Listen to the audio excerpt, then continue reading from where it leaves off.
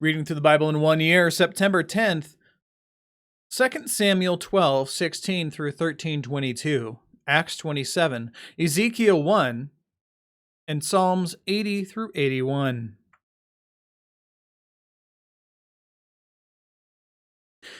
So, David just heard that because of the sin that he committed against God, we'll start with just God. Also, the sin he committed against Uriah, the sin he committed against Bathsheba, the wife of Uriah, the sin he committed against Joab in forcing him to kill a righteous person, or well, maybe not righteous, but definitely not someone who deserved death. The fact that he lied, that he had a lot of other people who were complicit, that he forced all these people into it because he was the king, and basically, so now his child was going to die. This is what God had said is going to happen. Reading the line here. So the Lord also has put away your sin. You shall not die. Nevertheless, because by this deed you have utterly scorned the Lord, the child who is born to you shall die. Okay. And the Lord afflicted the child that Uriah's wife bore to David, and he became sick. David therefore sought God on the behalf of his child. And David fasted and went in and lay all night on the ground. And the elders of his house stood beside him to raise him from the ground, but he would not, nor did he eat food with them. On the 7th day the child died. And the servants of David were afraid to tell him that the child was dead, for they said, Behold, while the child was yet alive, we spoke to him, and he did not listen to us. How then can we say to him, the child is dead? He may do himself harm. But when David saw that his servants were whispering together, David understood that the child was dead. And David said to his servants, Is the child dead? They said, He is dead. Then David arose from the earth, and washed and anointed himself, and changed his clothes. And he went into the house of the Lord and worshipped. And then he went down into his own house. And when they asked, he said, that when he asked, they set food before him, and he ate. Then his servant said to him, What is this thing that you have done? You fasted and wept for the child while he was alive, but when the child died, you arose and ate food. And he said, Well, the child was still alive. I fasted and wept. For I said, Who knows whether the Lord will be gracious to me, that the child may live. But now that he is dead, why should I fast? Can I bring him back again? I shall go to him, but he shall not return to me. Then David comforted his wife Bathsheba, and went into her and lay with her. And she bore a son, and she called his name Solomon. And the Lord loved him, and sent a message by Nathan the prophet. So he called his name Jedediah because of the Lord. Jedediah, which means beloved of the Lord. Now, Joab fought against Rabbah of the Ammonites and took the royal city. And Joab sent messengers to David and said, I have fought against Rabbah. Moreover, I have taken the city of waters. Now then, gather the rest of the people together and encamp against the city and take it, lest I take the city and it be called by my name. So David gathered all the people together and went to Rabbah and fought against it and took it. He took the crown of their king from his head. The weight of it was a talent of gold. That's like 22 pounds, I think. Oh, I'm sorry, 75 pounds. 75-pound crown made of gold. That thing is insane. And in it was a precious stone, and it was placed on David's head. And he brought out the spoil of the city, a very great amount. And he brought out the people who were in it and set them to labor with saws and iron picks and iron axes, and made them to toil at the brick kilns.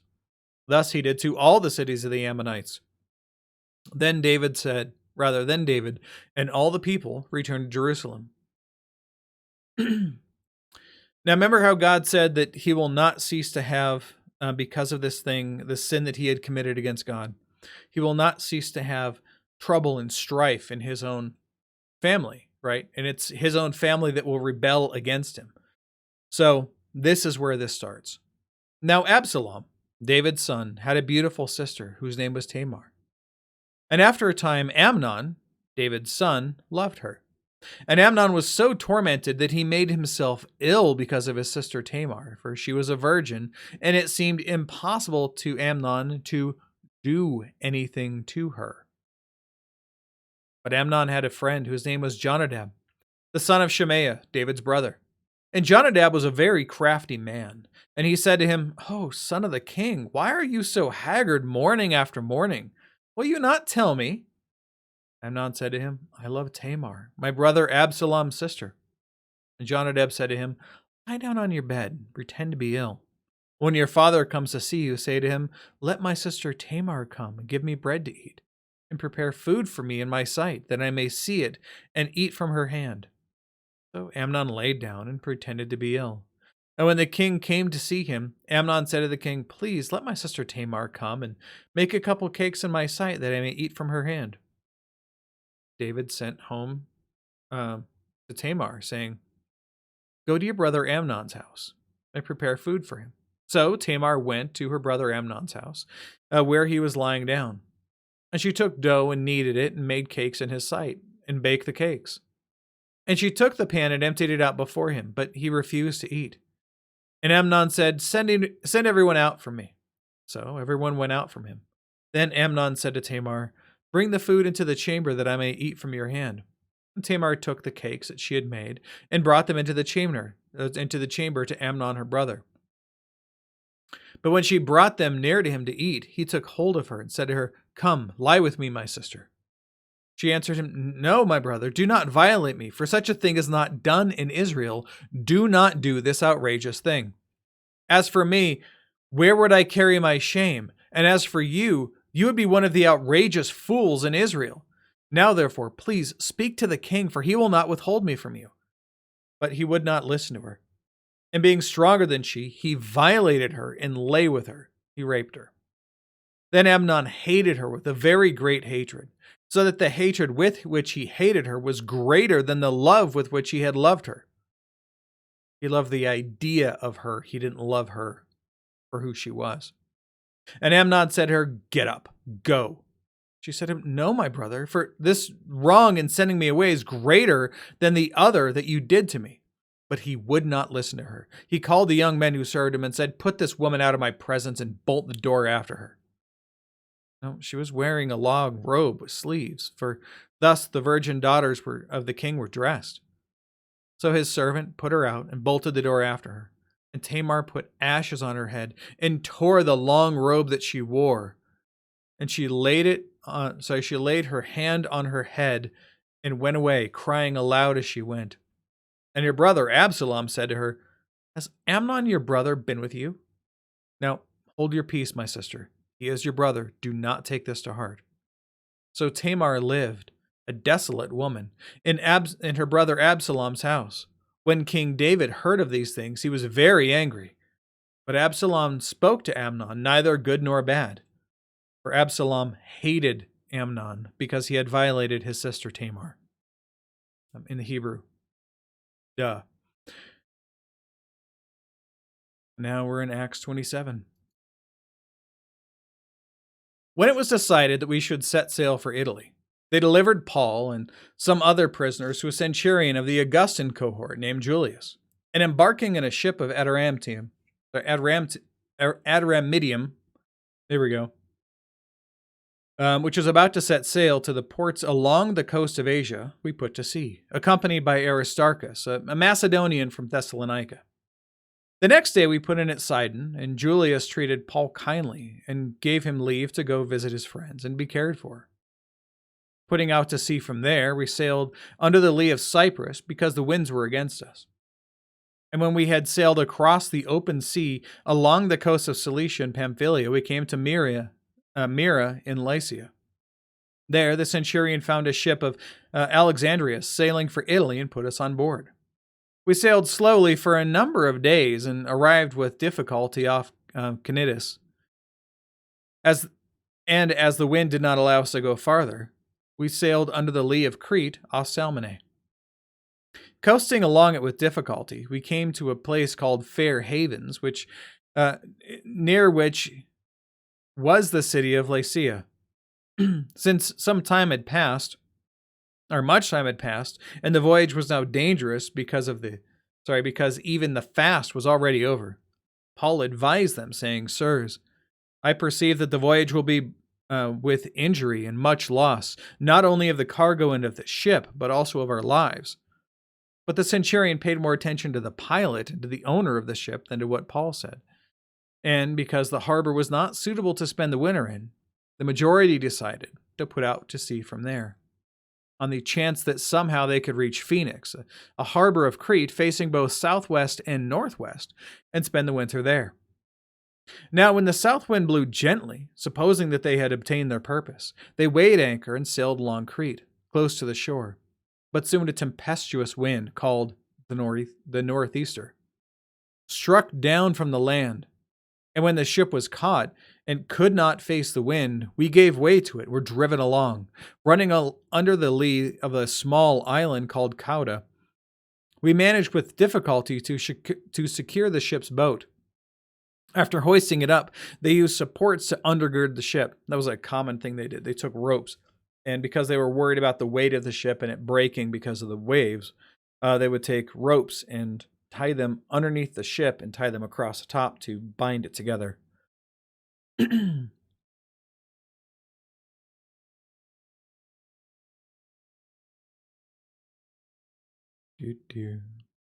fearing that they would run aground on the Syrtis, they lowered the gear, and thus they were driven along. The gear is basically the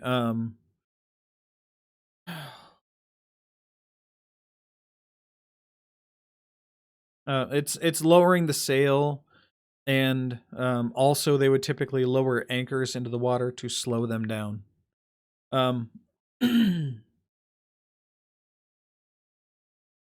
Yep. Since we're violently storm-tossed, they began the next day to jettison the cargo, and on the third day they threw the ship's tackle overboard with their own hands. When neither sun nor stars appeared for many days, and no small tempest lay upon us, all hope of our being saved was, at last, abandoned. Since they had been without food for a long time, Paul stood up among them and said, "Men, you should have listened to me and not set sail from Crete and incurred this injury and loss. Yet now I urge you to take heart, for there will be no loss of life among you, but only of the ship. For this very night there stood before me an angel of the God to whom I belong and whom I worship. And he said, 'Do not be afraid, Paul, for you must stand before Caesar. And behold, God has granted you all those who sail with you. So take heart, men. For I have faith in God that it will be exactly as I have been told. But we must run aground on some island.' When the 14th night had come, as we were being driven across the Adriatic Sea, about midnight, the sailors suspected that they were nearing land. So they took a sounding and found 20 fathoms.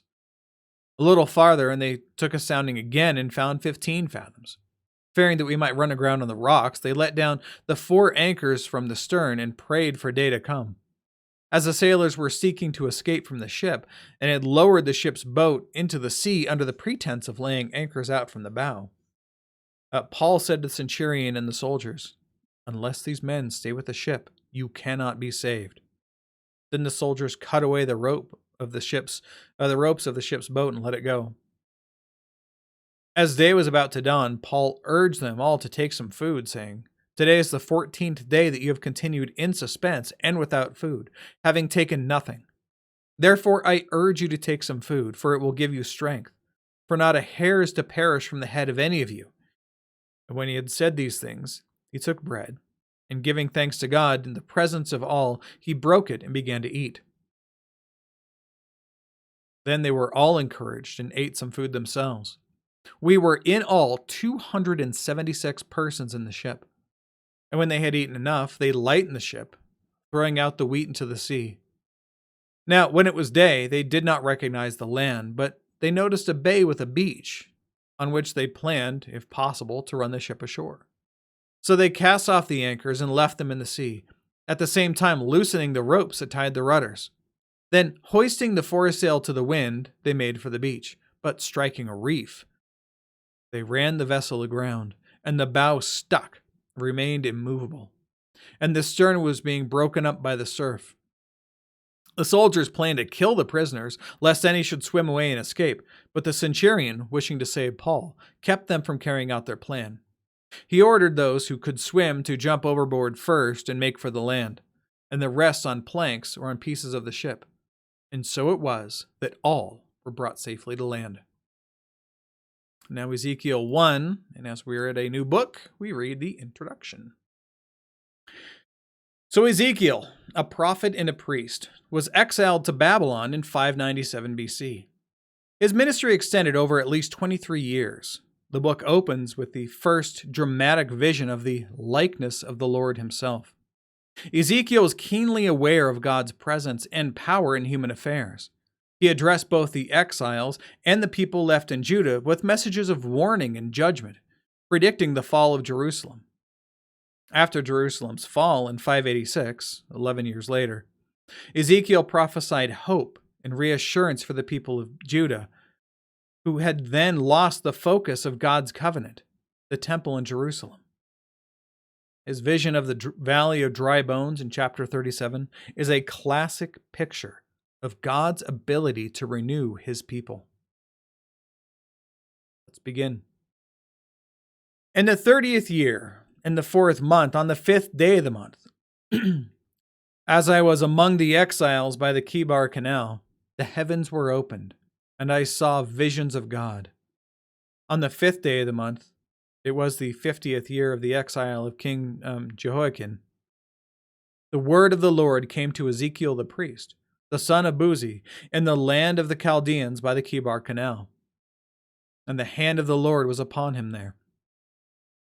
As I looked, behold, a stormy wind came out of the north, and a great cloud, and brightness around it, and fire flashing forth continually. In the midst of the fire, as it were, gleaming metal. And from the midst of it came the likeness of 4 living creatures. And this was their appearance.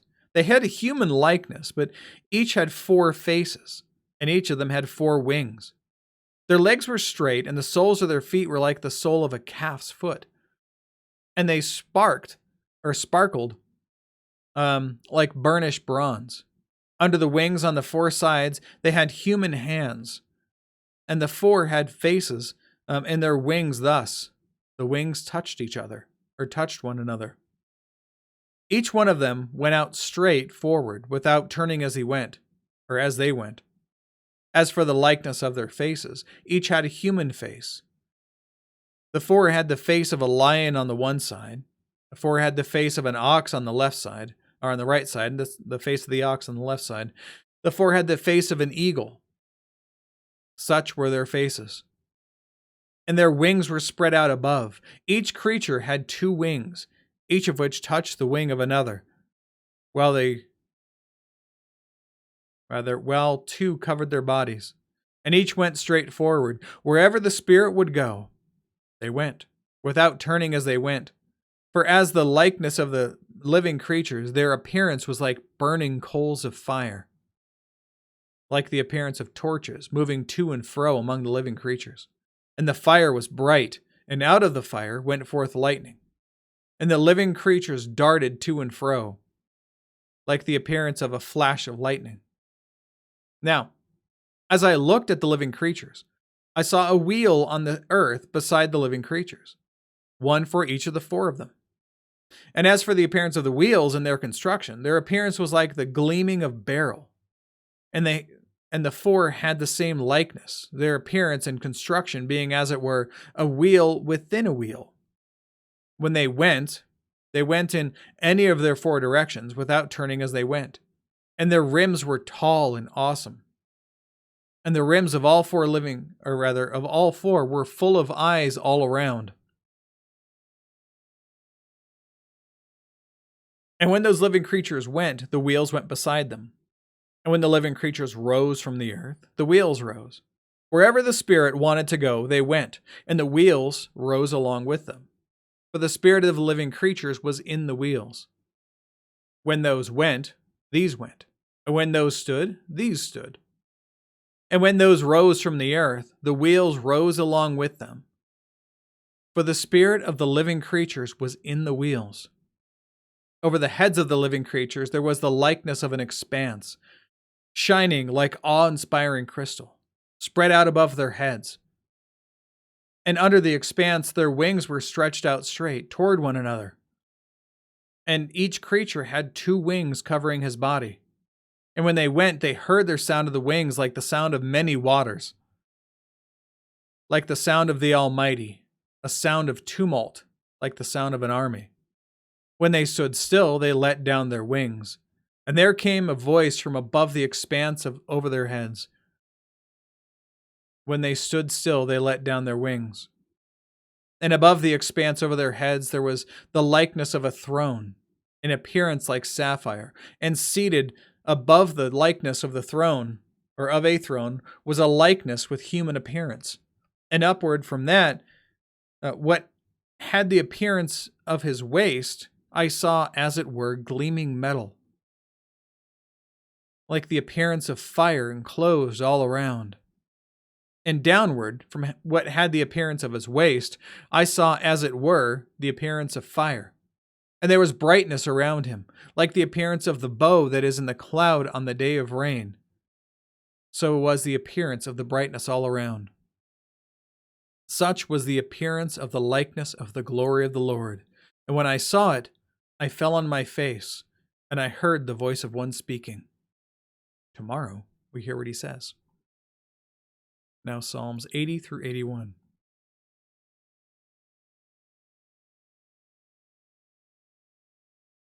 Give ear, O shepherd of Israel, you who lead Joseph like a flock. You who are enthroned upon the cherubim, shine forth. Before Ephraim and Benjamin and Manasseh, stir up your might and come to save us. Restore us, O God. Let your face shine that we may be saved. O Lord, God of hosts, how long will you be angry with your people's prayers? You have fed them with the bread of tears and given them tears to drink in full measure. You make us an object of contention for our neighbors. Our enemies laugh among themselves. Restore us, O God of hosts. Let your face shine that we may be saved. You brought a vine out of Egypt. You drove out the nations and planted it. You cleared the ground for it. It took deep root and filled the land. The mountains were covered with its shade, the mighty cedars with its branches. It set out its branches to the sea and its shoots to the river. Why then have you broken down its walls, so that all who pass along, so that all who pass along the way pluck its fruit? The boar from the forest ravages it, and all that move in the field feed on it.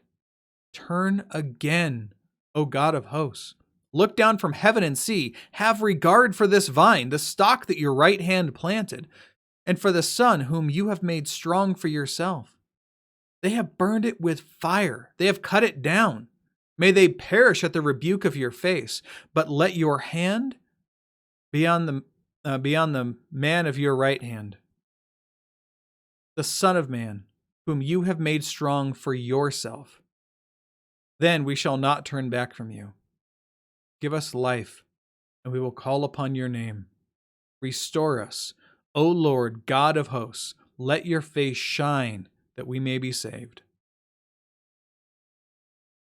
Now Psalm 81. Sing aloud to God our strength. Shout for joy to the God of Jacob. Raise a song, sound the tambourine, the sweet lyre with the harp. Blow the trumpet at the new moon, at the full moon, on our feast day. For it is a statute for rule, of the God of Jacob. He made it a decree in Joseph when he went out over the land of Egypt.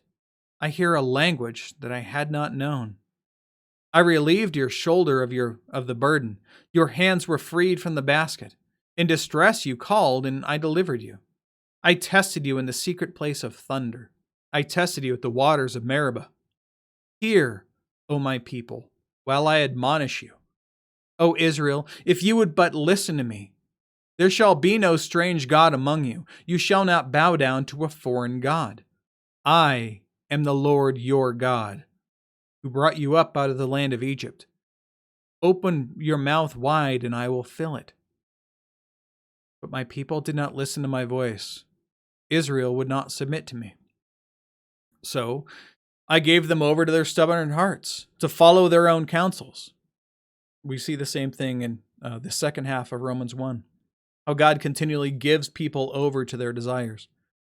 They really want it, so he says, okay, if that's what you want, you can have it. Oh, that my people would listen to me, that Israel would walk in my ways. I would soon subdue their enemies and turn my hand against their foes. Those who hate the Lord would cringe toward him, and their fate would last forever. But he would feed you with the finest of the wheat, and with honey from the rock I would satisfy you. Behold, the word of the Lord.